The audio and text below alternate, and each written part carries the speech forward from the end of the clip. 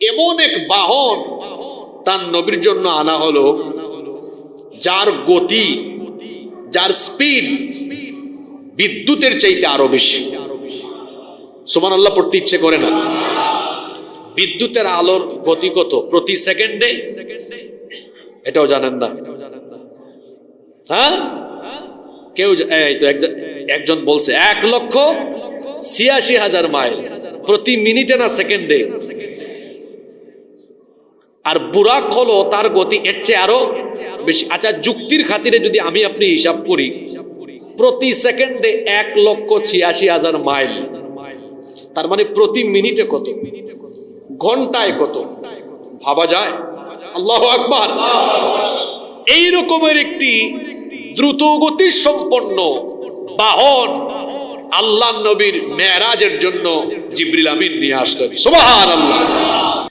নবীজি বলছেন ওয়াহুয়া দাব্বাতুন আবিয়াদ, এটা সাদা একটা জন্তু ছিল, তাওয়িলুন ফাওকাল হিমারি ওয়া দুনাল বাগাল। আল্লাহর নবী বলেছেন এটা ছিল গাধার চেয়ে কিছুটা লম্বা আর খচ্চরের চেয়ে কিছুটা ছোট। আর এর গতিবিধি সম্পর্কে নবীজি বলেছেন ইয়াদাউ হাফিরাহু ইনদা মুনতাহা তারফি, এই বাহন, এই জন্তুটির গতি এত বেশি ছিল, তার চোখের দৃষ্টি যত দূর যায় তার কদম ঠিক তত দূর যায়। নবী করিম সাল্লাল্লাহু আলাইহি ওয়াসাল্লামের জীবনে যত ঘটনা ঘটেছে তার মধ্যে সবচাইতে আশ্চর্যজনক, বিস্ময়কর এবং অলৌকিক ঘটনা হচ্ছে এই ইসরা এবং মেরাজের ঘটনা।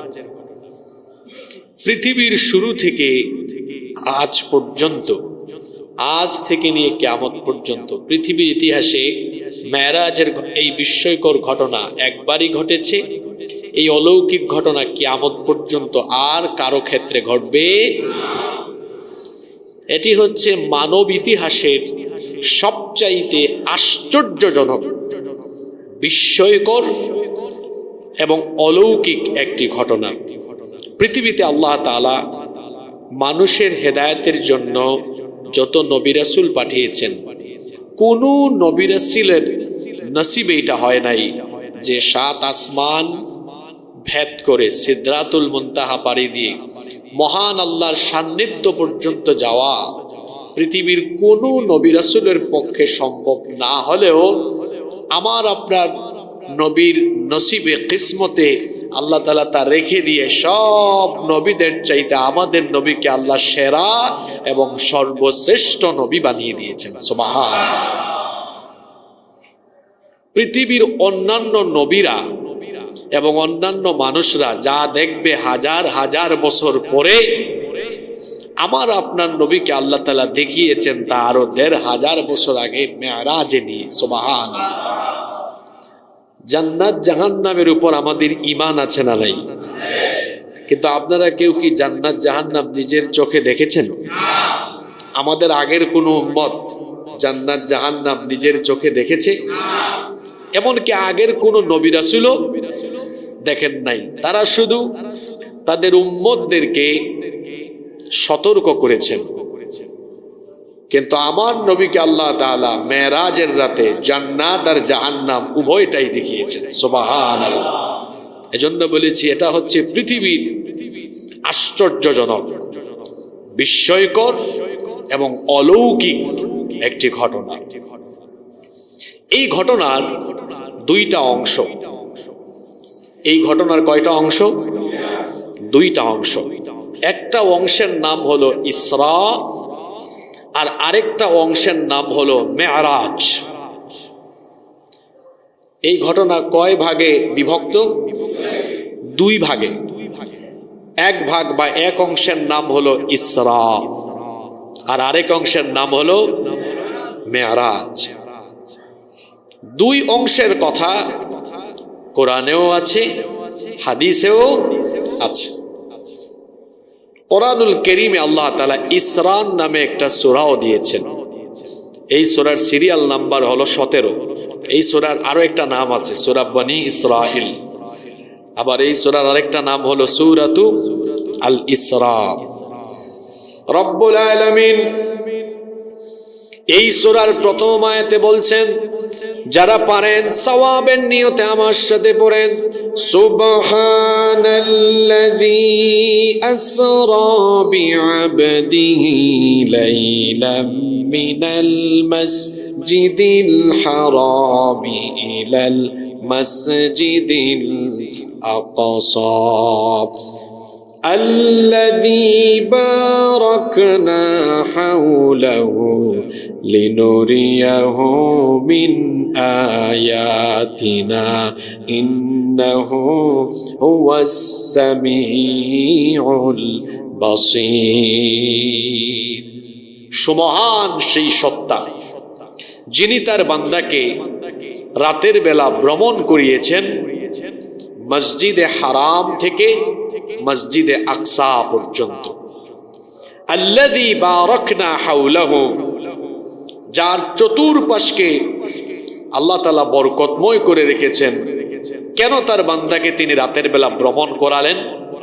আল্লাহ বলছেন, লিনুরিয়াহু মিন আয়াতিনা, যাতে আমি তাকে আমার নিদর্শন সমূহ দেখাতে পারি। সুবহানাল্লাহ।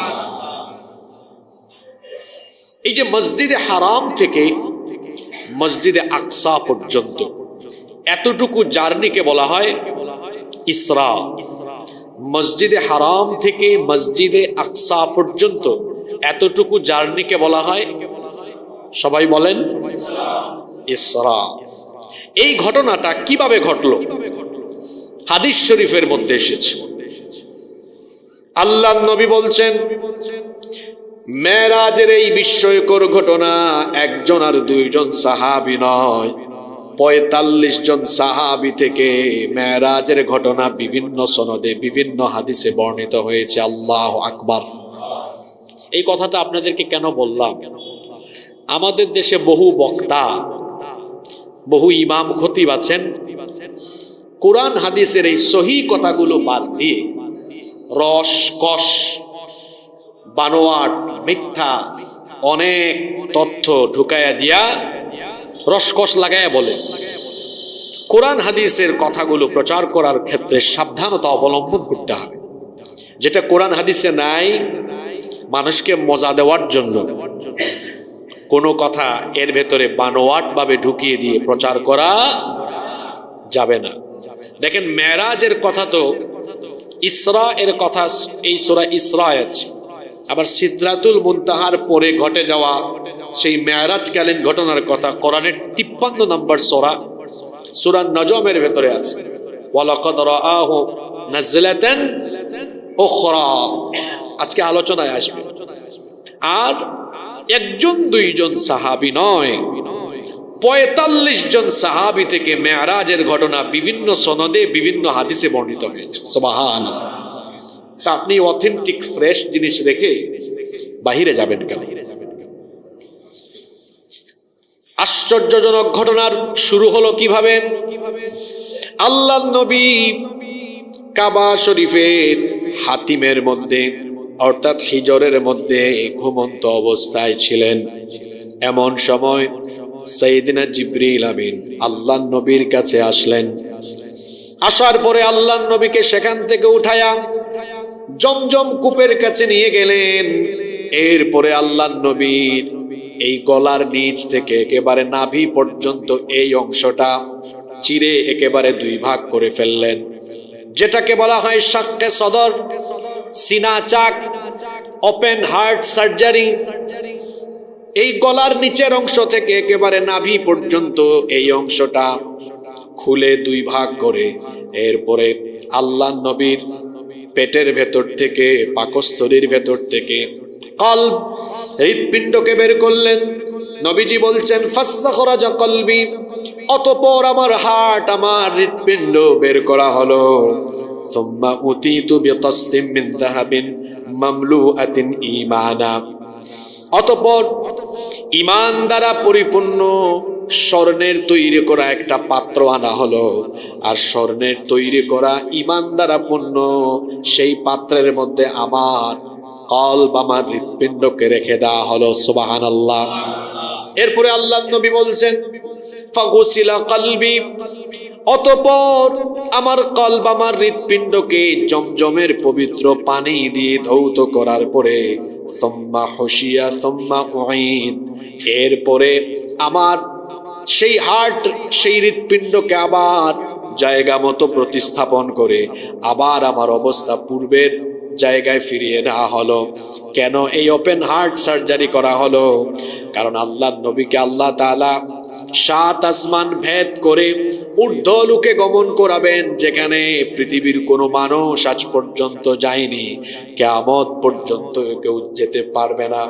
মধ্যাকর্ষণ শক্তি পাড়ি দিয়ে মহাশূন্যের বিশাল আকার সকল সৃষ্টি পাড়ি দিয়ে 7 আসমান পাড়ি দেওয়ার জন্য আল্লাহর নবীকে সেই রকম শারীরিক যোগ্যতা সম্পন্ন করার জন্য এই ওপেন হার্ট সার্জারির মাধ্যমে আল্লাহর নবীকে মেরাজের জন্য আল্লাহ প্রস্তুত করেছিলেন। আল্লাহু আকবার।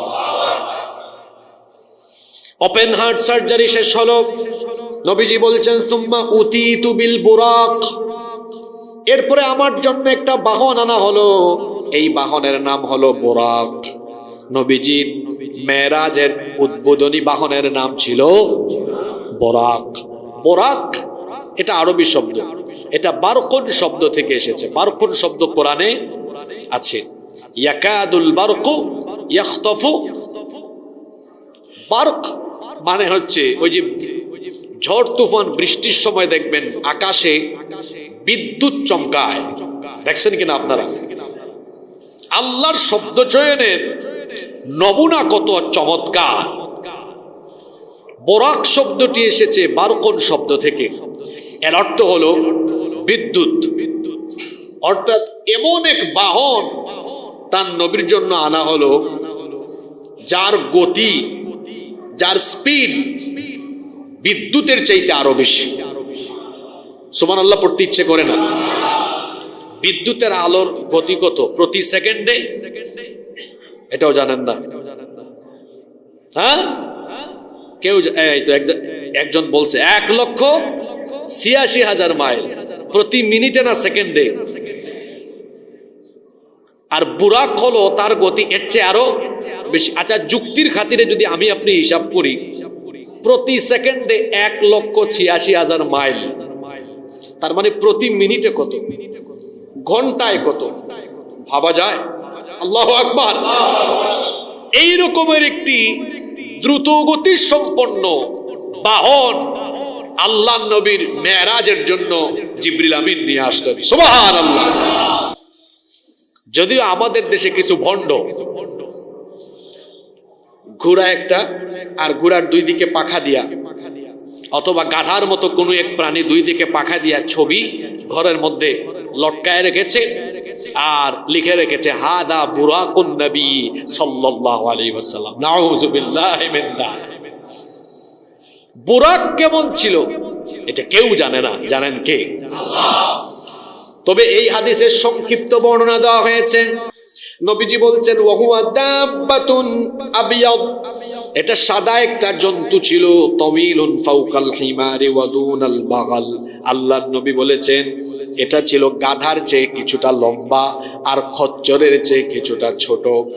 আর এর গতিবিধি সম্পর্কে নবীজি বলেছেন ইয়াদাউ হাফিরাহু ইনদা মুনতাহা তারফি, এই বাহন, এই জন্তুটির গতি এত বেশি ছিল, তার চোখের দৃষ্টি যত দূর যায় তার কদম ঠিক তত দূর যায়।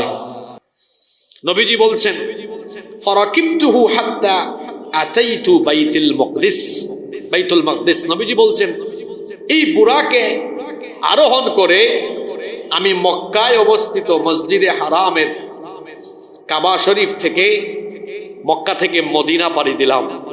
তারপরে সিনাই পর্বতমালা দিয়ে ঢুকে ঈসা নবীর জন্মস্থান বাইতুল লাহাম দিয়ে একেবারে ফিলিস্তিনের বাইতুল মুকাদ্দাস মসজিদে পৌঁছে গেলাম। কই দিনে? আপনারা আসেন না ঘুমাই গেলেন? কই দিনে? এক রাতেও না, এক রাতের কিছু, জোরে বলেন, এক রাতের। সেই সময়ে তো বিমানও ছিল না, রকেটও ছিল না। ওই সময় মানুষ ঘোড়া আর উট নিয়ে তাদের বাণিজ্যিক কাফেলা নিয়ে যেত।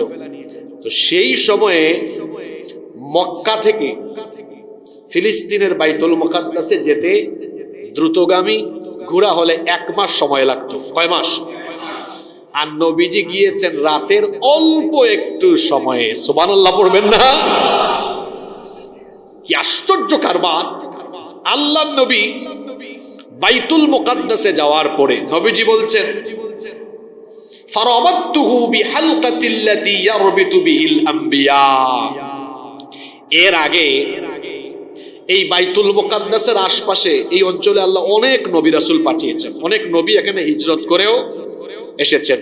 নবীরা বাইতুল মুকাদ্দাসে ঢোকার আগে তাদের বাহনকে যে খুঁটির সাথে বাঁধতেন, আমিও নিয়ে বোরাককে, আমি আর জিব্রিল আমাদের বোরাককে ওই খুঁটির সাথে বেঁধে আমরা এবার বাইতুল মুকাদ্দাসে ঢুকলাম।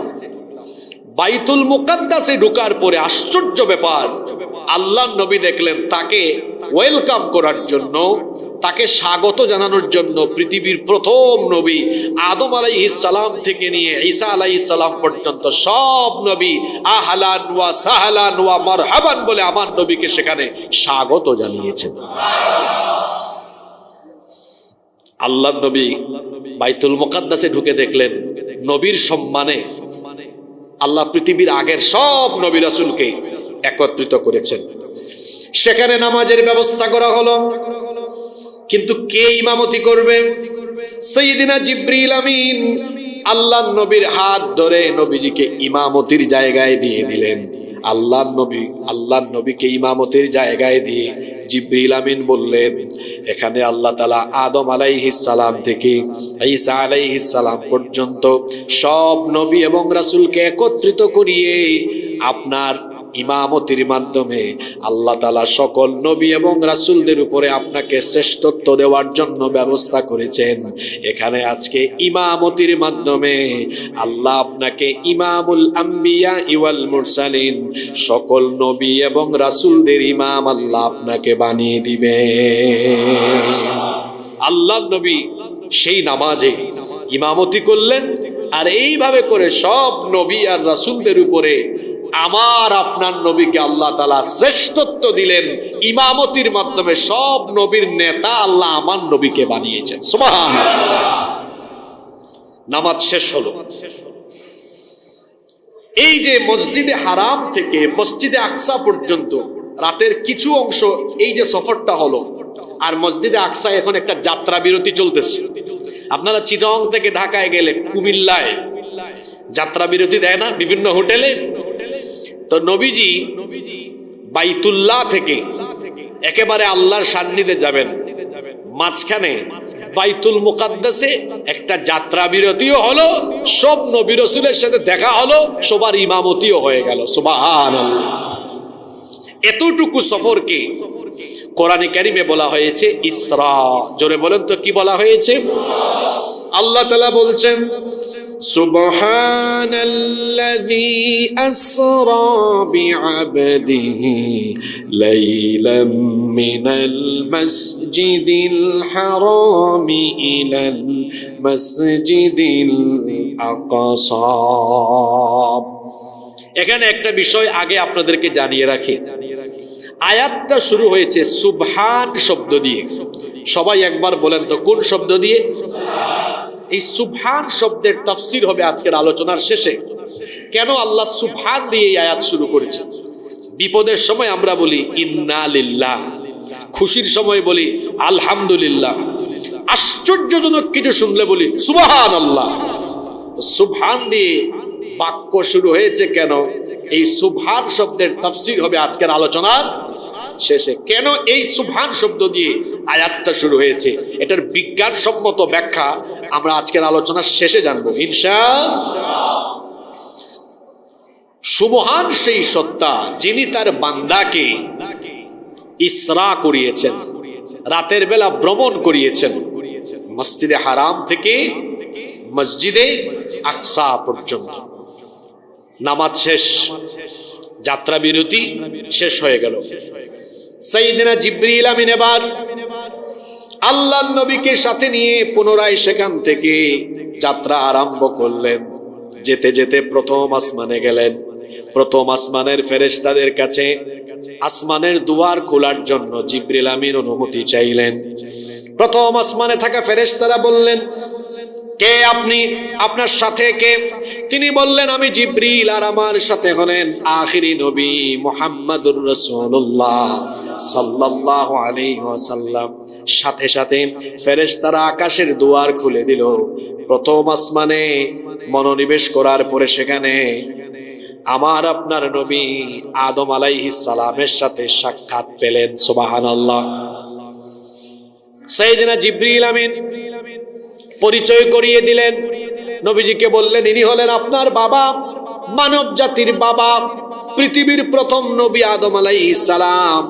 উভয়ে সালাম এবং কুশলাদি বিনিময় করলেন। আদম আলাইহিস সালাম মহা আনন্দিত হলেন, কারণ তার কোটি কোটি সন্তানের মধ্য থেকে তার সর্বশ্রেষ্ঠ সন্তানের সাথে হাজার হাজার বছর পরে তার দেখা হয়েছে। সুবহানাল্লাহ। উভয়ে কথাবার্তা বললেন। আল্লাহ নবী আদম আলাইহিস সালাম থেকে বিদায় নিলেন। অতঃপর তারা দ্বিতীয় আসমানে গেলেন। দ্বিতীয় আসমানে যাওয়ার পরে সেখানে ইয়াহইয়া এবং ঈসা আলাইহিমুস সালামের সাথে আল্লাহ নবীর সাক্ষাৎ হলো। সালাম বিনিময় এবং কথাবার্তা বলার পরে সেখান থেকে তারা রওনা করলেন। তৃতীয় আসমানে যাওয়ার পরে সাইয়েদনা ইউসুফ আলাইহিস সালামের সাথে আল্লাহ নবীর দেখা হলো, সালাম এবং কথাবার্তা হলো।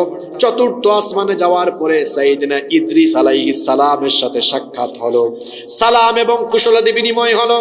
অতঃপর পঞ্চম আসমানে যাওয়ার পরে হারুন আলাইহিস সালামের সাথে সাক্ষাৎ হলো, সালাম এবং কথাবার্তা হলো। ষষ্ঠ আসমানে যাওয়ার পরে সাইয়েদনা মুসা কালিমুল্লাহর সাথে সাক্ষাৎ হলো। মুসা আলাইহিস সালাম আমার নবীর সাথে কথা বললেন। সালাম এবং কুশলাদি বিনিময় কথাবার্তা বলার পরে যখন আমার নবী সেখান থেকে বিদায় নিবেন, মুসা আলাইহিস সালাম তখন কেঁদে ফেললেন। মুসা আলাইহিস সালাম যখন কেঁদে ফেললেন, আমার নবী জিজ্ঞেস করলেন, আপনি কাঁদলেন কেন? মুসা আলাইহিস সালাম তখন বললেন, আমি এজন্যই কাঁদলাম, আমার পরে একজন নবী আসলেন যার উম্মতের সংখ্যা কিয়ামতের ময়দানে আমার উম্মত থেকে বহু বহু গুণ বেশি হবে। আল্লাহু আকবার। এজন্য আমি কাঁদলাম। অতঃপর সপ্তম আসমানে আল্লাহর নবী গেলেন। সেখানে গিয়ে দেখা হলো জাতির পিতা আল্লাহর খলিল সাইয়েদনা ইব্রাহিম আলাইহিস সালামের সাথে। ইব্রাহিম আলাইহিস সালাম বাইতুল মামুরের সাথে হেলান দেওয়া অবস্থায় ছিলেন। গোটা পৃথিবীর 200 কোটি মুসলমানদের কিবলা হলো কাবা শরীফ, আর ফেরেশতাদের কিবলার নাম হলো বাইতুল মামুর। কাবা শরীফ হলো গোটা পৃথিবীর সেন্টার, গোটা পৃথিবীর একেবারে মাঝামাঝি জায়গায় অবস্থিত। আর কাবা শরীফের ঠিক উপরে, 7 আসমানের উপরে, কাবা ঘরের ঠিক উপরে ফেরেশতাদের কিবলা, সেটার নাম হলো বাইতুল মামুর। নবীজি সপ্তম আসমানে গিয়ে দেখলেন জাতির পিতা আল্লাহর খলিল সাইয়েদনা ইব্রাহিম আলাইহিস সালাম ওই বাইতুল মামুরের সাথে হেলান দিয়ে বসা। সালাম দিলেন, কথাবার্তা হলো। বাইতুল মামুর এটা ফেরেশতাদের এমন কিবলা, সেখানে দৈনন্দিন সেখানে একসাথে 70,000 ফেরেশতারা ইবাদত করতে পারে। আল্লাহু আকবার। একসাথে কত হাজার? একবার যারা ঢুকবে এরপরে কিয়ামত পর্যন্ত তারা আর ঢোকার কোনো সুযোগই পায় না। এভাবে সপ্তম আসমান পর্যন্ত বিভিন্ন নবীদের সাথে সাক্ষাৎ হলো। 7 আসমান, চিন্তা করেছেন 7 আসমান। ওই যে বললাম সুবহান শব্দের ব্যাখ্যায় বলবো যে এই 7 আসমান পর্যন্ত যাইতে কি অবস্থা। এটা কি কম দূরত্ব? দূরত্ব শুনলে আপনার মাথা হ্যাং করবে। তো 7 আসমান পাড়ি দেওয়ার পরে এবার চলে গেলেন সিদরাতুল মুনতাহা পর্যন্ত। সিদরাতুল মুনতাহা এটা আবার কি? এটা হচ্ছে জান্নাতের বিরাট একটা গাছ, সিদরাতুল মুনতাহা। এই গাছের পাতাগুলো হাতির কানের চাইতে আরো বড়। সুবহানাল্লাহ পড়তে ইচ্ছা করে না? ফলগুলো কলসির সাইজের। আল্লাহর নবী সিদরাতুল মুনতাহায় যাওয়ার পরে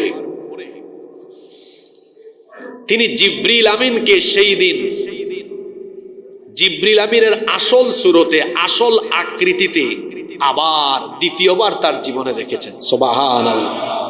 কততম বার? জিবরিল আমিন নবীজির কাছে বিভিন্ন সুরতে আসতেন, আগন্তুকের চেহারায়, অপরিচিত মানুষের চেহারা। বেশিরভাগ সময় নবীজির একজন সাহাবী দাহিয়াতুল কলবি রাদিয়াল্লাহু আনহু, উনি খুব সুন্দর ছিলেন, দাহিয়াতুল কলবি রাদিয়াল্লাহু আনহুর সুরত ধরে আসতেন। বিভিন্ন সময় বিভিন্ন সুরতে আসতেন। নবীজি বললেন, ভাই জিবরিল, তোমাকে তো আমার নবুয়তের প্রথম দিকে একবার দেখেছিলাম, তোমাকে আরেকবার একটু দেখতে চাই, কারণ ওই সময় ভালো করে দেখতে পারিনি। ভয় পেয়ে গিয়েছিলেন, নবীজি বেহুশ হয়ে গিয়েছিলেন। ঘটনাটা হচ্ছে এইরকম, আল্লাহর নবী প্রথমবার ওহীপ্রাপ্ত হয়ে বাড়ি ফিরে আসলেন। আম্মাজান খাদিজা রাদিয়াল্লাহু আনহা ওয়ারাকা বিন নওফেলের কাছে তিনি নিয়ে গিয়েছিলেন। ওয়ারাকা বিন নওফেল সব শুনে বললেন, উনি তো ওহীর ধারক বাহক ফেরেশতা, আপনি ভয় পাইয়েন না, পরবর্তীতে আসলে তিনি কি বলেন আপনি তা শুনবেন। নবীজি এরপরে হেরা গুহায় যাওয়া আসা করেন। বেশ কিছুদিন ওহী বন্ধ ছিল, জিবরিলের দেখা সাক্ষাৎ নাই। শুনতেছেন আপনারা? এরকম কয়েকদিন হয়ে গেল, হেরা গুহায় যান আসেন, জিবরিলের সাথে নবীজির কোনো সাক্ষাৎ হয় না। নবীজি বড় হতাশ হয়ে গেলেন। একদিন তিনি হেরা গুহা থেকে নেমে আসতেছেন, উপত্যকায় আছেন, এমন সময় কে জানি নবীজিকে ডাকলো। তিনি একবার ডানে তাকাইলেন, কাউকে দেখলেন না, বামে তাকালেন, কাউকে দেখলেন না, পিছনে তাকালেন, কাউকে দেখলেন না, সামনে তাকালেন, কাউকে দেখলেন না, মাথা উঁচু করে তাকায় দেখলেন আসমান জমিনের মাঝখানে বিরাট একটি চেয়ারের মধ্যে বিশাল আকৃতির দেহ বিশিষ্ট একজন বসে আছেন। তার 600 ডানা রয়েছে। এত আস্তে সুবহানাল্লাহ বললেন। এক একটা ডানা, 600 ডানা, এক একটা ডানা আকাশকে আবরণ করে দেয়, এরকম সাইজের ডানা তার। সুবহানাল্লাহ। এটা জীবনে প্রথমবার দেখেছেন নবী। দেখার পরে বেহুশ। দেখার পরে কি হয়ে গেলেন? যখন আল্লাহর নবী বেহুশ হয়ে গেলেন, সাইয়্যিদিনা জিবরিল আমিন তখন আল্লাহর নবীর একেবারে নিকটবর্তী হলেন। তাফসিরে এসেছে নিকটবর্তী হয়ে আল্লাহর নবীর চেহারাও তিনি মুছে দিয়েছিলেন, ধুলাবালু মুছে দিয়েছিলেন। সুবহানাল্লাহ। কোরআনে কারীমের 53 নম্বর সূরা সূরাতুন নাজমের 5 নম্বর আয়াত থেকে আল্লাহ বলছেন, যারা পারেন সওয়াবের নিয়তে পড়েন, আল্লামাহু শাদীদুল কুওয়া যু মিররাতিন ফাস্তাওয়া ওয়া হুয়া বিল উফুকিল আ'লা সুম্মা দানা ফাতাদাল্লা ফাকানা কাবা কওসাইনি আও আদনা فأوحى إلى عبده ما يوحى ما أوحى। আল্লাহ তাআলা বলছেন, তাকে শিক্ষা দান করে একজন শক্তিশালী প্রজ্ঞা সম্পন্ন ফেরেশতা, যে তার নিজের আকৃতিতে স্থির হয়েছিল। তখন সে ছিল ঊর্ধ্ব দিগন্তে, অতঃপর সে তার নিকটবর্তী হলো, অতি নিকটবর্তী, এতটাই নিকটবর্তী হয়েছিলেন জিবরিল যে তাদের দুইজনের মধ্যে ধনুকের সমান অথবা তার চাইতেও কম ব্যবধান ছিল। সুবহানাল্লাহ। এটা ছিল জিবরিলকে সশরীরে নবীজির প্রথম দেখা। এরপরে মেরাজের রাতে সিদরাতুল মুনতাহায় নবীজি এর আগে থেকেও জিবরিলকে বেশ কয়েকবার বলেছিলেন, ভাই জিবরিল, আপনাকে তো একবার দেখছি, আর একবার দেখতে বড় ইচ্ছা হয়। ওই দিন তো ভয়ে ভয়ে দেখছি, পুরাটা ভালো করে দেখি নাই, এখন তো নিজের আকৃতিতে আপনাকে একবার দেখতে চাই। তিনি বলেন, আল্লাহর কাছে দোয়া করেন, আল্লাহ যখন চাইবেন, তিনি যখন বলবেন, আপনি আবার আমাকে দেখবেন। এরপরে ওই মেরাজের রাতে সিদরাতুল মুনতাহায় আল্লাহর নবী জিবরিল আমিনকে দ্বিতীয়বার সশরীরে আবার দেখেছেন। সুবহানাল্লাহ। এই কথা এসেছে সূরা নজমের 13 নম্বর আয়াত থেকে, ওয়ালাকাদ রাআহু নাজলাতান উখরা ইনদা সিদরাতিল মুনতাহা ইনদাহা জান্নাতুল মাওয়া। আল্লাহ তাআলা বলছেন আর অবশ্যই সে তাকে আরেকবার দেখেছিল। আরেকবার দেখছে, তার মানে এর আগেও আরো একবার দেখা হয়েছে। আল্লাহ এখন বলছেন অবশ্যই সে এখন আরেকবার তাকে দেখেছে। কোথায়? ইনদা সিদরাতিল মুনতাহা, সিদরাতুল মুনতাহার নিকটে। সিদরাতুল মুনতাহা এটা আবার কোথায়? ইনদাহা জান্নাতুল মাওয়া, যা জান্নাতুল মাওয়ার নিকটে। সুবহানাল্লাহ পড়বেন না? এরপরে সেখান থেকে আবার রওনা করলেন সিদরাতুল মুনতাহা থেকে একেবারে আল্লাহর সান্নিধ্য লাভ পর্যন্ত। এখানে কোন ব্যক্তি বলেন মেরাজের রাতে কি আল্লাহ তাআলা, মেরাজের রাতে কি রাসূল সাল্লাল্লাহু আলাইহি সাল্লাম আল্লাহ তাআলাকে সরাসরি দেখেছিলেন? এ ব্যাপারে সাহাবীদের মধ্যে দুইটা মত পাওয়া যায়। জোরে বলেন তো কয়টা মত? মাত্র কয়েকজন বলেছেন যে হ্যাঁ, মেরাজের রাতে নবীজি আল্লাহ তাআলাকে দেখেছিলেন। কিন্তু বেশিরভাগ সাহাবী, এমনকি নবীজির স্ত্রী আমাদের মা আম্মাজান আয়েশা রাদিয়াল্লাহু আনহা বলেছেন না, রাসূলুল্লাহ, আমরা বলি সাল্লাল্লাহু আলাইহি ওয়াসাল্লাম, মেরাজের রাতে রাসূলকে সরাসরি দেখেন নাই, শুধু কথা বলেছেন।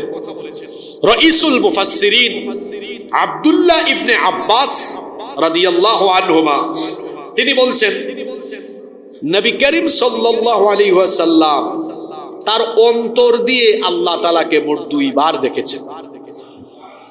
চর্মচক্ষু দিয়ে নয়, কি দিয়ে? অন্তর দিয়ে।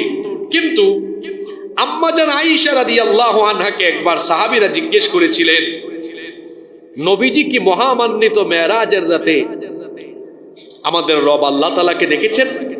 আয়েশা রাদিয়াল্লাহু আনহা জবাবে বললেন, তোমার প্রশ্ন শুনে তো আমার শরীরের লোম দাঁড়িয়ে গিয়েছে। এমন কথা তুমি কিভাবে বলতে পারলে? তুমি কি সূরা নজম পড়নি? সেখানে আল্লাহ বলেছেন লাকাদ রাআ মিন আয়াতি রাব্বিহিল কুবরা। এই আয়াতের অর্থ কি তুমি জানো না? সেই আয়াতে তো আল্লাহ তাআলা বলেছেন যে তিনি তার রবের মহান নিদর্শনাবলী দেখেছিলেন, সুতরাং তিনি আল্লাহকে দেখেছিলেন। এটা তো বলা হয়নি, তুমি এমন কথা কিভাবে বলতে পারলে? এরপরে আম্মাজান আয়েশা রাদিয়াল্লাহু আনহা বললেন, যে ব্যক্তি এই তিনটা কথা বলবে সে অবশ্যই মিথ্যাবাদী হিসাবে গণ্য হবে। কয়টা কথা? সবাই বলেন। আম্মাজান আয়েশা রাদিয়াল্লাহু আনহা বললেন, যে ব্যক্তি তিনটা কথা বলবে সে অবশ্যই মিথ্যাবাদী হিসাবে গণ্য হবে।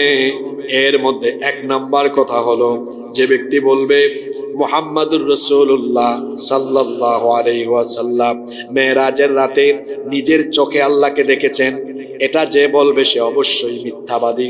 দুই নাম্বার তিনি আরো বলেছেন, কেউ যদি এমন কথা বলে নবী করিম সাল্লাল্লাহু আলাইহি ওয়াসাল্লাম আল্লাহর কাছ থেকে আসা ওহীর কোনো অংশ গোপন করেছেন, সে অবশ্যই মিথ্যাবাদী। কারণ আল্লাহ যত ওহী পাঠিয়েছেন সব নবীজি মানুষের কাছে পৌঁছে দিয়েছেন। কেউ যদি বলে নবীজি ওহীর কোনো অংশ গোপন করেছেন, সে সত্যবাদী না মিথ্যাবাদী? তিন নাম্বার তিনি বললেন, যদি কেউ বলে এই পাঁচটা বিষয় আল্লাহর নবী জানেন, সে অবশ্যই মিথ্যাবাদী। কারণ এই পাঁচটা বিষয় আল্লাহ জানেন। সেগুলো কি? তিনি তখন বললেন, তিনি তখন তিলাওয়াত আরম্ভ করলেন, ইন্নাল্লাহা ইনদাহু ইলমুস সাআতি ওয়া ইউনাজ্জিলুল গায়সা ওয়া ইয়ালামু ফিল আরহাম ওয়া মা তাদরি নাফসুম মাযা তাকসিবু গাদা ওয়া মা তাদরি নাফসুম বিআইয়ি আরদিন তামুত ইন্নাল্লাহা আলীমুন খাবীর। কোরআনে কারীমের 31 নম্বর সূরা, সূরা লুকমানের 34 নম্বর আয়াত তিনি তেলাওয়াত করে বললেন, এই পাঁচটা বিষয় আল্লাহ ছাড়া কেউ জানে না। কেউ যদি বলে এগুলো রাসূল জানেন, অমিথ্যাবাদী, ওর ঈমান নাই। সেগুলো কি? তিনি বললেন, নিশ্চয়ই কিয়ামতের জ্ঞান। কিয়ামত কখন কোন দিন হবে জানেন কে? এটা রাসূলও জানেন না। দুই, বৃষ্টি বর্ষণ হয়, বৃষ্টি বর্ষণ যিনি করেন তিনি কে? তিন, মায়ের রেহেমের মধ্যে কি আছে এটা জানেন কে? চার, আগামীকাল কে কি অর্জন করবে এটা একজন ছাড়া কেউ জানে না, তিনি কে? পাঁচ, কোন জায়গায় কার মৃত্যু হবে এটা কেউ জানে না। তিনি বললেন এই বিষয়গুলো আল্লাহ ছাড়া অন্য কেউ জানে, যে বলবে সে অবশ্যই সত্যবাদী না মিথ্যাবাদী। তাহলে মেরাজের রাতে নবী সাল্লাল্লাহু আলাইহি সাল্লাম আল্লাহ তাআলাকে স্বচক্ষে দেখেছেন কিনা আমরা দুইটা মত পাইলাম।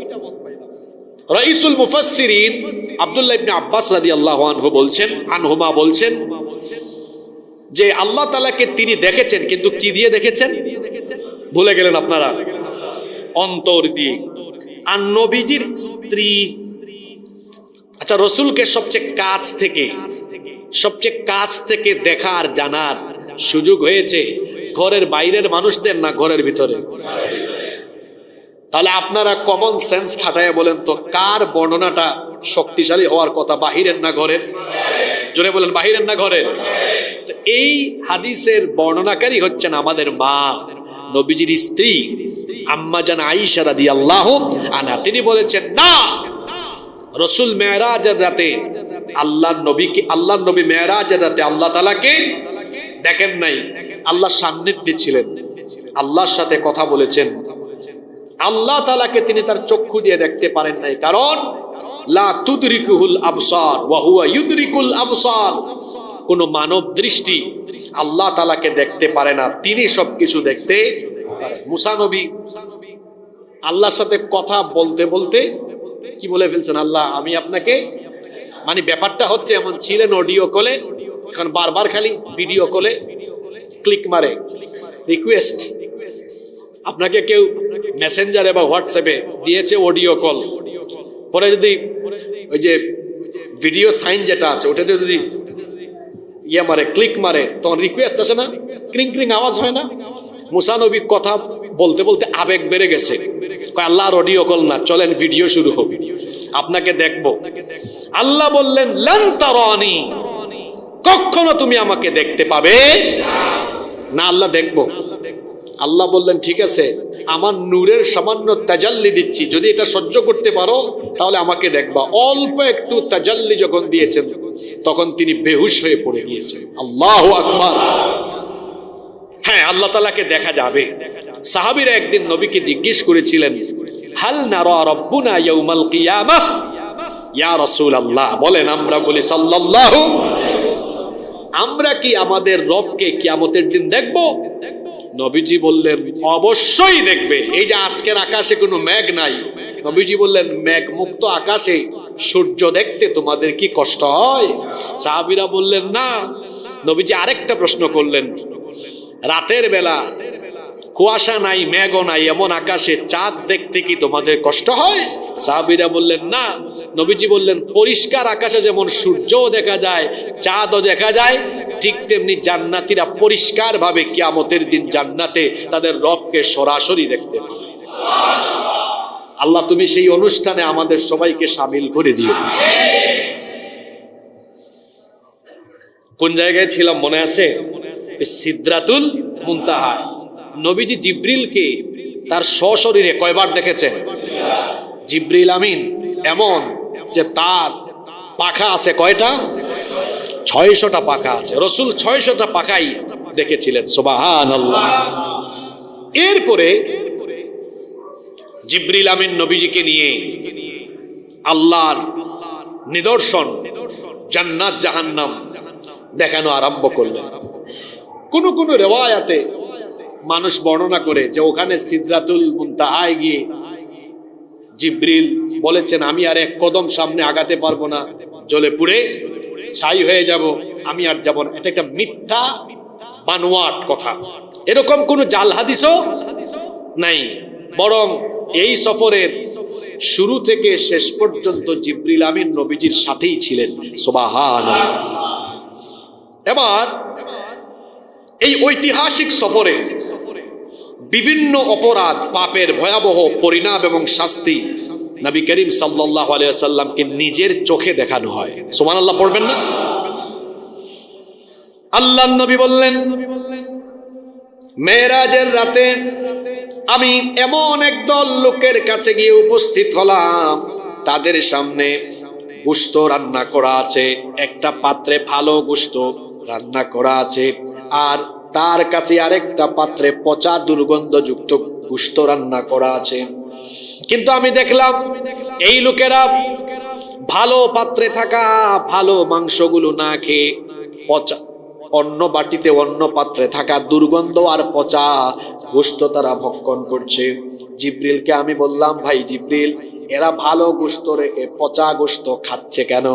জিবরিল তখন বললেন, এরা আপনার উম্মতের ওই সকল পুরুষ যারা নিজেদের ঘরে পবিত্র হালাল স্ত্রী থাকা সত্ত্বেও অপবিত্র মহিলাদের সাথে রাত্রি যাপন করে জিনা ব্যভিচার করে। এরা হলো আপনার উম্মতের সেই সকল নারীরা যারা হালাল স্বামী থাকা সত্ত্বেও অপবিত্র খারাপ পুরুষের সাথে মেলামেশা করে, অর্থাৎ যারা জিনা ব্যভিচার পরকীয়ায় লিপ্ত হবে তাদের পরিণতি শাস্তি কি হবে? আল্লাহ তাআলা তার নবীকে নিজের চোখে তা দেখিয়েছেন। আল্লাহু আকবার। আল্লাহর নবী আরো বললেন, আমি একটা চুলার নিকট আসলাম যার উপরিভাগ ছিল সংকীর্ণ, ভেতরের অংশ ছিল প্রশস্ত। আমি এই চুলার ভেতর থেকে ভয়ঙ্কর কান্নার আওয়াজ শুনতে পেলাম। আমি কাছে গিয়ে দেখলাম সেই চুলার ভেতরে উলঙ্গ নারী পুরুষকে জ্বালানো পোড়ানো হচ্ছে, নিচে থেকে আগুনের শিখা প্রজ্বলিত করা হচ্ছে। আগুন যখন প্রজ্বলিত করা হয় চিৎকার করে করে তারা আওয়াজ করছে।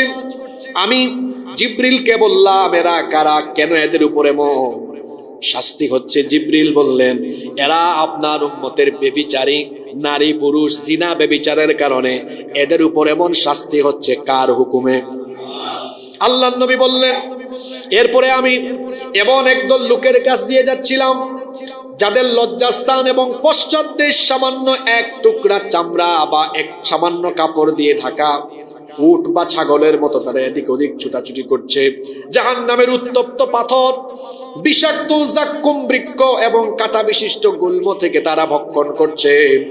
আমি জিবরিলকে বললাম, এরা কারা? জিবরিল বললেন, এরা আপনার উম্মতের ওই সব মানুষ যাদের উপর যাকাত ফরজ হওয়া সত্ত্বেও যাকাত যারা আদায় করে। এরপরে গীবত পরনিন্দা যারা করে তাদের শাস্তিও নবীজিকে দেখানো হলো। আল্লাহ নবী বললেন, আমি এমন একদল মানুষের পাশ দিয়ে যাচ্ছিলাম, আমি দেখলাম তাদের হাতের নখগুলো হলো তামার মতো, সেগুলো দিয়ে তারা নিজেদের মুখমণ্ডল নিজেরাই ক্ষতবিক্ষত করে দিচ্ছিল। আমি জিবরিলকে বললাম, এরা কারা? নবীজি জবাব দিলেন, এরা আপনার উম্মতের ওই সব মানুষ যারা বড়া ভাইয়ের গোশত খেত, অর্থাৎ যারা গীবত করত, মানুষের মান মর্যাদায় আঘাত হানত, মানুষের গীবত করত যারা, এই রকম শাস্তি পাচ্ছে তারা। আল্লাহর নবী দেখলেন আরো কিছু মানুষ আছে যারা তাদের পিঠ থেকে নিজেরাই গোশত কাটছে, সেই গোশত আবার তাদেরকে খেতে বাধ্য করা হচ্ছে, বলা হচ্ছে খাও যেভাবে তুমি তোমার ভাইয়ের গোশত খেতে। জিবরিল বললেন, এরা কারা? এদেরকে এই শাস্তি দেওয়া হয় কেন? জিবরিল বললেন, এরা হলো সেই সকল লোকেরা বিনা অপরাধে যারা মানুষকে দোষারোপ করত, তুচ্ছ তাচ্ছিল্য করত, এই লোকদেরকে এমন শাস্তি দেওয়া হচ্ছে। আল্লাহর নবী দেখলেন এমন কিছু মানুষ যারা মাথার পেছনে হেলান দিয়ে বসা ছিল, আরেক ব্যক্তি তার পাশে ছুরি নিয়ে বসা, ছুরি দিয়ে সে ওই ব্যক্তির মুখমণ্ডলের গালের অংশ, নাকের অংশ, ঠোঁটের অংশ কেটে টুকরা টুকরা করে দিচ্ছে। এই অবস্থা দেখে জিবরিল আমিন বললেন, এরা কারা? জিবরিল আমিনকে নবীজি বললেন, এরা কারা? জিবরিল বললেন, এরা হচ্ছে আপনার উম্মতের সেই সকল মানুষ যারা সকালবেলা ঘর থেকে বের হলেই অমুক তমুকের নামে বদনাম করত, মিথ্যাচার কুৎসা রটনা করত, তথ্য সন্ত্রাস যারা ছড়িয়ে দিত। এদের উপর এই শাস্তি হচ্ছে কার হুকুমে? আসতে বলবেন না, জোরে বলেন, কার হুকুমে? এরপরে আল্লাহর নবী আরেক দল মানুষের পাশ দিয়ে যাচ্ছেন, দেখলেন বিশাল আকৃতির আটি বেঁধেছে, কিন্তু এই আটি তারা বহন করতে পারছে না। নবীজি বলেন, এরা কারা? এত বড় আটি তারা কেন বহন করতে পারে না? আল্লাহর নবীকে তখন জিবরিল বললেন, কেমনে বহন করবে? কারণ এরা দুনিয়ায় মানুষের আমানতের খেয়ানত করেছে, এই জন্য আজকে তারা বিশাল আটি নিজেদের মাথায় বহন করতে পারছে। আল্লাহর নবী আরো কিছু মানুষের পাশ দিয়ে গেলেন, লক্ষ্য করে দেখলেন যাদের ঠোঁটগুলো বিরাট বড় বড় উটের ঠোঁটের মতো, তাদের মুখ খুলে ধরা হচ্ছে, মুখ খুলে মুখের ভেতরে জাহান্নামের আগুন ঢুকিয়ে দেওয়া হচ্ছে। জিবরিলকে নবীজি বললেন, এরা কারা? এদের মুখ হা করিয়ে তারপরে মুখের ভেতরে আগুন ঢুকানো হয় কেন? আল্লাহর নবী তখন বললেন, এরা হলো তারা অন্যায়ভাবে এতিমের মাল ভক্ষণ করেছে যারা। শুনতেছেন না ঘুমাই যাচ্ছেন? বিভিন্ন অপরাধের শাস্তি নবীজিকে নিজের চোখে দেখিয়েছেন কে? জোরে বলেন, কে দেখিয়েছেন? সুদের শাস্তি, সুদের শাস্তি। এরপরে আল্লাহ নবীকে সুদের শাস্তিও দেখানো হয়েছে। নবীজি দেখলেন অনেক মানুষ রক্তের নদীতে সাঁতার কাটছে। কিসের নদী? রক্তের নদীতে সাঁতার কাটছে। সাঁতরাতে সাঁতরাতে এরা যখন তীরে উঠতে চায়, তখন অনেকগুলো পাথরে দিয়ে তাদেরকে আবার সেই রক্তের নদীতে ফিরিয়ে দেওয়া হয়। এই রকম করে তারা রক্তের নদীতে সাঁতার কাটছে, আর কিছু লোক কিনারায় দাঁড়িয়ে তাদেরকে পাথর মারছে। তখন আল্লাহর নবী জিবরিলকে বললেন, এরা কারা? জিবরিল তখন বললেন, ও নবী, এরা হলো তারা আপনার উম্মতের সুদখোর, যারা এইভাবে করে সুদ, জিনা, ব্যভিচার, যাকাত না দেওয়া এবং অবৈধ উপায়ে সম্পদ ভক্ষণ করা, এতিমের মাল ভক্ষণ করা, বিভিন্ন ধরনের গুনাহ আর পাপের শাস্তি আল্লাহর নবীকে সরাসরি নিজের চোখে যিনি দেখিয়েছেন। গলার আওয়াজ বড় করে সবাই বলেন, তিনি কে? আল্লাহর নবী বলছেন, মেরাজের রাতে হঠাৎ করে আমার নাকে চমৎকার একটা সুগন্ধি আসলো।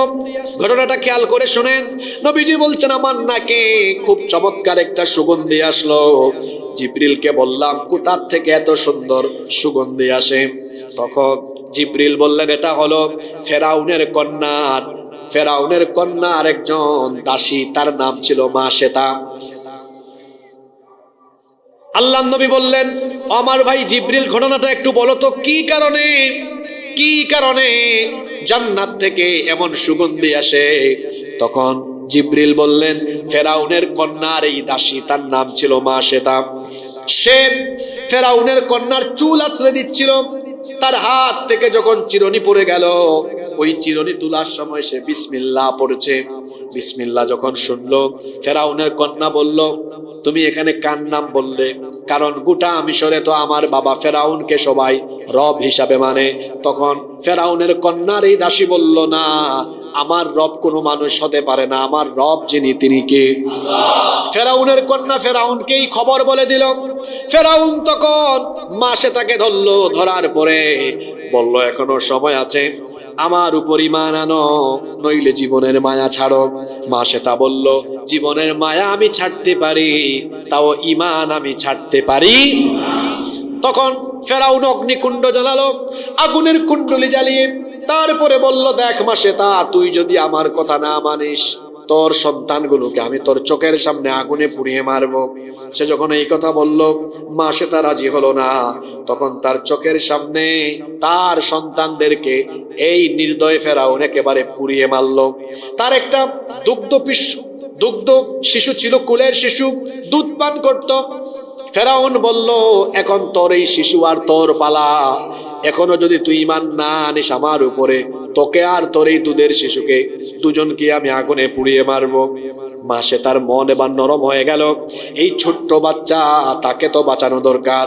যখন তিনি তার মন দুর্বল করে এমন ভাবনায় ভাবতেছিলেন, পৃথিবীর ইতিহাসে কয়েকজন শিশু মায়ের কোলে থাকা অবস্থায় কথা বলেছেন।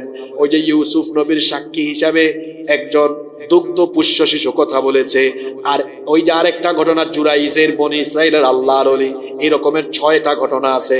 আর এই যে আরেকটা ঘটনা, যখন মাশেতা তার এই কোলে থাকা শিশুর ব্যাপারে তিনি যখন দুর্বল হয়ে পড়ছিলেন, কোলে থাকা এই শিশু তখন মাশেতাকে বলল, মা চিন্তা করো না, ফেরাউনের আগুনকে আগুন মনে করো না, এখানে ঝাঁপ দিয়ে দেখো আমি আর তুমি ফেরাউনের আগুন নয়, আল্লাহর জান্নাতের ফুল বাগানে চলে যাব।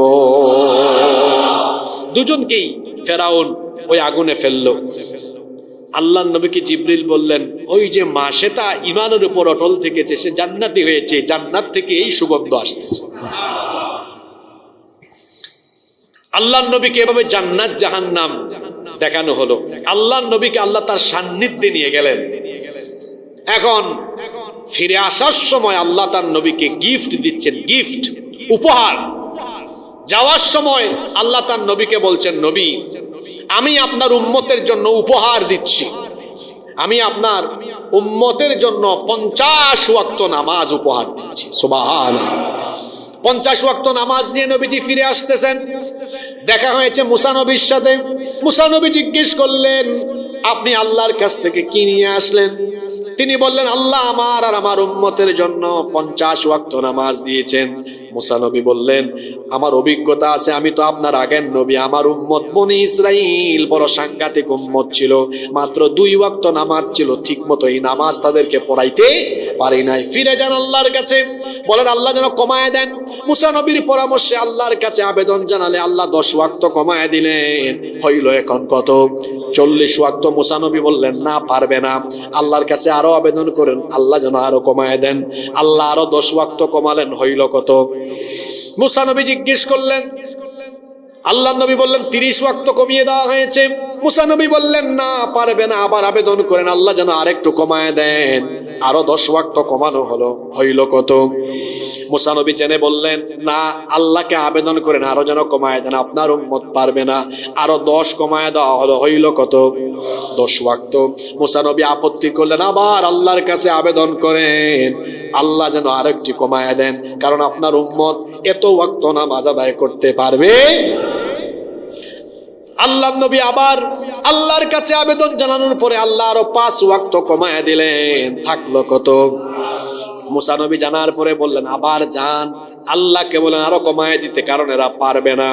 নবীজি বললেন, আমি আর আল্লাহর কাছে যেতে পারবো না, আমার লজ্জা লাগছে, আর আমি যেতে পারবো না। এই 5 ওয়াক্ত নামাজ নিয়ে আমি আমার উম্মতের জন্য চলে যাচ্ছি, যা হবার হবে, আল্লাহ ভরসা। তিনি আবার যখন রওনা দিচ্ছেন, আল্লাহ জানিয়ে দিলেন, ও নবী, দিয়েছিলাম 50 ওয়াক্ত, কমাইতে কমাইতে এখন নিয়ে যাচ্ছেন 5 ওয়াক্ত। আপনি হতাশ হইয়েন না, 5 ওয়াক্ত দিলে কি হবে? 50 ওয়াক্ত দিয়েছিলাম, কমায়া 5 ওয়াক্ত দিলাম, কিন্তু আপনার উম্মত যদি প্রতিদিন 5 ওয়াক্ত নামাজ আদায় করে, 50 ওয়াক্ত নামাজের সওয়াব আমি আল্লাহ দান করে দিব। তাহলে আমাদের প্রতি আল্লাহর দরদ, ভালোবাসা কম না বেশি? কিন্তু আল্লাহর প্রতি আমাদের আনুগত্য কম না বেশি, এটা আপনাদের কি বলাইলাম না? কারণ 5 ওয়াক্ত নামাজ, ওই যে কবি বলছেন, ঘুমাইয়া কাজা করেছো ফজর, তখনও জাগনি যখন জুহর, হেলায় খেলায় কেটেছে আসর, মাগরিবের ওই শুনি আজান, এখনো জামাতে হৌরে শামিল, এখনো এর সাথে আছে স্থান, বাজিছে দামামা বাদরে আমামা, শির উঁচু করি মুসলমান, দাওয়াত এসেছে নয়া জামানার, ভাঙা কেল্লায় ওরে নিশান। এভাবে 5 ওয়াক্ত নামাজ যায়। সময় চলে যাচ্ছে, তো আরো একটা গুরুত্বপূর্ণ কথা আছে, আর এই বিষয়টাও শেষ করতে হচ্ছে, মনে কষ্ট দিয়েন না আপনারা, শেষ করে ফেলি। নবীজি ফিরে আসলেন, ব্যাক করলেন। মেরাজ থেকে ফিরে আসার পরে পরের দিন আবু জেহেলের সাথে দেখা। কার সাথে দেখা? আবু জেহেল বলতেছে, মুহাম্মদ সাল্লাল্লাহু আলাইহি ওয়াসাল্লাম, তুমি তো ডেইলি নতুন নতুন কথা বলো, মানে নতুন নতুন আয়াত শোনাও, আজকে কি কোনো নতুন খবর আছে নাকি?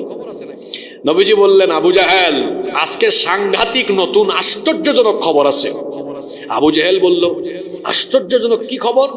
নবীজি বললেন, এই তো গত রাতে আল্লাহ আমাকে কাবা শরীফ থেকে ফিলিস্তিনের মসজিদে আকসা, সেখান থেকে 7 আসমান পাড়ি দিয়ে সিদরাতুল মুনতাহা ভেদ করে আল্লাহ আমাকে তার সান্নিধ্যে মেহমান বানিয়েছিলেন। আপনারা কইলেন সুবহানাল্লাহ। আর আবু জেহেল কয়, হায় হায় হায় হায়। সে বলল, মুহাম্মদ, আমরা বলি সাল্লাল্লাহু আলাইহি ওয়াসাল্লাম।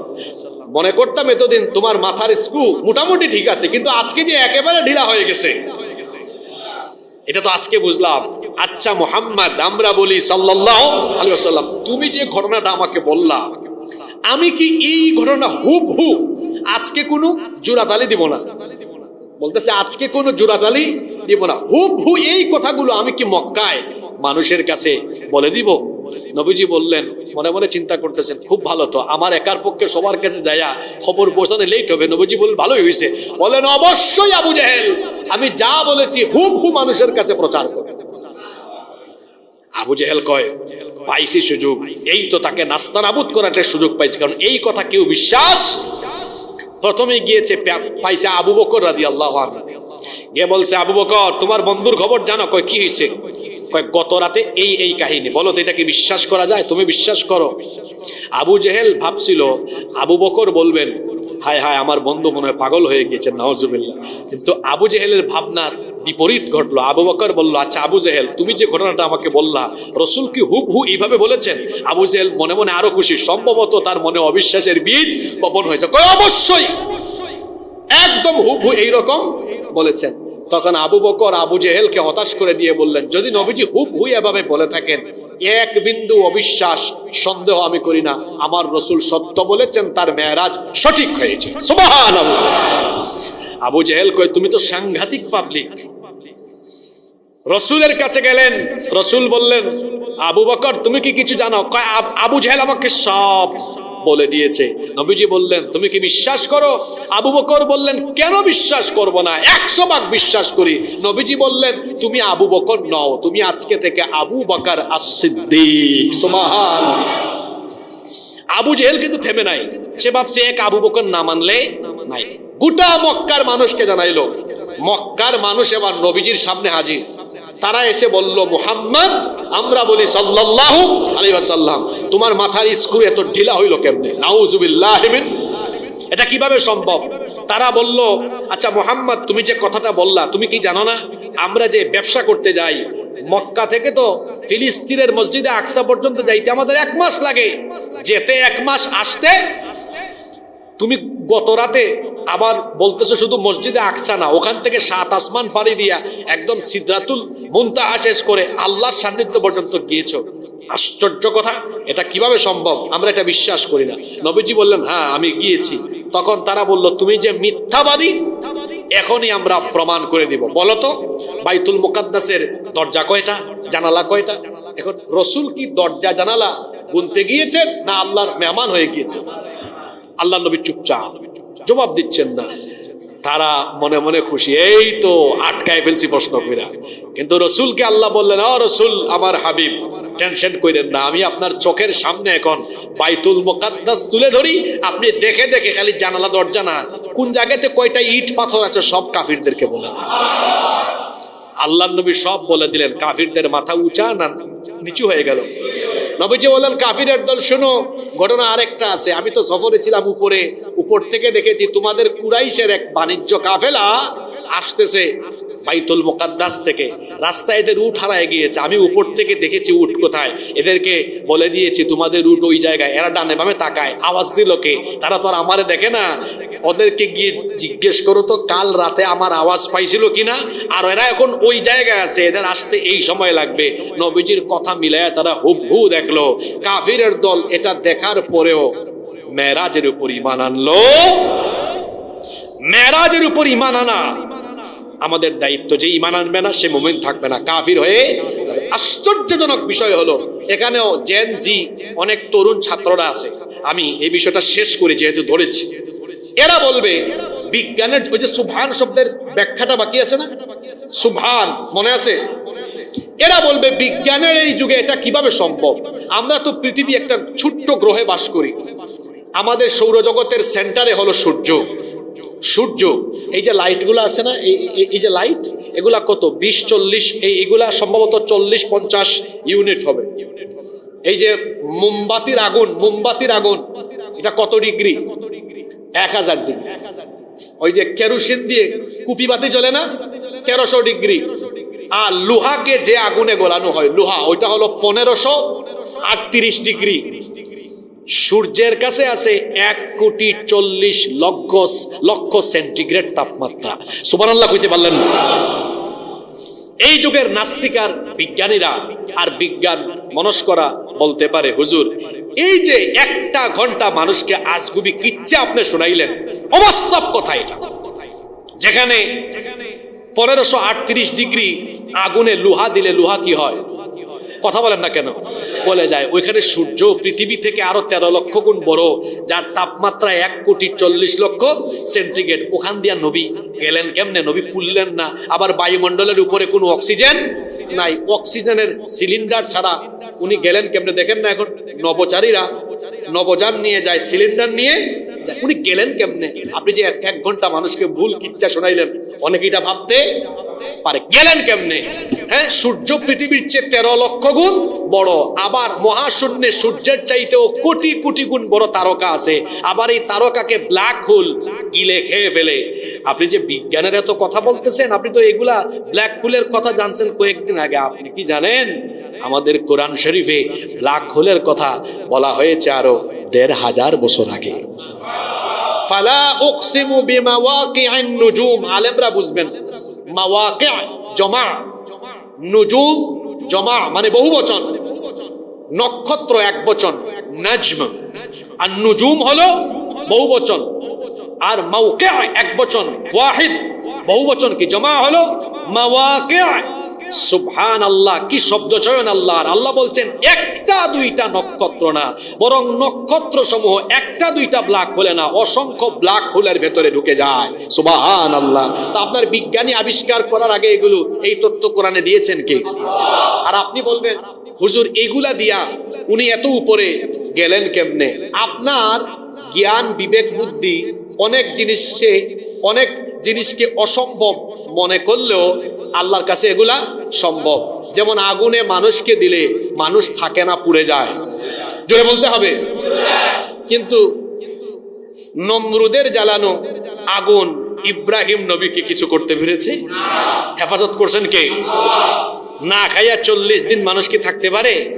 কিছুই নাই। সাগরের তলদেশে একটা বিরাট মাছের পেটের ভিতরে রিজিক নাই, খানা নাই, কিছুই নাই। ইউনুস নবীকে 40 দিন বাঁচায় রেখেছেন কে? যে আল্লাহ তাআলা নমরুদের আগুন থেকে ইব্রাহিম নবীকে বাঁচায় রেখেছেন। ইব্রাহিম নবীর জীবন বৃত্তান্ত পড়বেন, তিনি শেষ বয়সে তার নাতি নাতনিদেরকে গল্প শোনাতেন। আমার এত লম্বা আয়াতে আমি এই জীবনে যতদিন আরাম পেয়েছি, সবচেয়ে বেশি আরাম পেয়েছি নমরুদের আগুনে যতক্ষণ ছিলাম, সবচেয়ে বেশি আরাম পেয়েছি তত সময়। সুবহানাল্লাহ। তো এই আগুন, আপনার জ্ঞান বলে আগুনে দিলে মানুষ পুড়ে যায়, আপনার বিজ্ঞানও বলে পুড়ে যায়, কিন্তু আল্লাহর কুদরত বলে আমি চাইলে আগুন ফুল বাগান হতে পারে। সুবহানাল্লাহ। তো যে আল্লাহ তাআলা এই ব্ল্যাক হোল, সূর্য, চন্দ্র, গ্রহ, নক্ষত্র সব বানিয়েছেন, আল্লাহ সৃষ্টির শ্রেষ্ঠ ব্যক্তিকে, মহামানবকে নিয়ে যাবেন, আল্লাহ তাআলা কি সবকিছু পারে দেওয়া নিতে পারবেন না? আপনি বিজ্ঞান মনস্ক হয়ে থাকলে এটা বুঝবেন না। আপনার তালাবদ্ধ অন্তরে আরো তালা লাগবে, জং লাগবে। শুধু আল্লাহর কুদরত বুঝতে পারলে আপনি বুঝবেন আল্লাহর নবীর মেরাজ অবশ্যই হয়েছে, তাতে কোনো সন্দেহ নাই। আর নবীজির মেরাজ যদি না হতো, নবীজির শ্রেষ্ঠত্ব থাকতো না।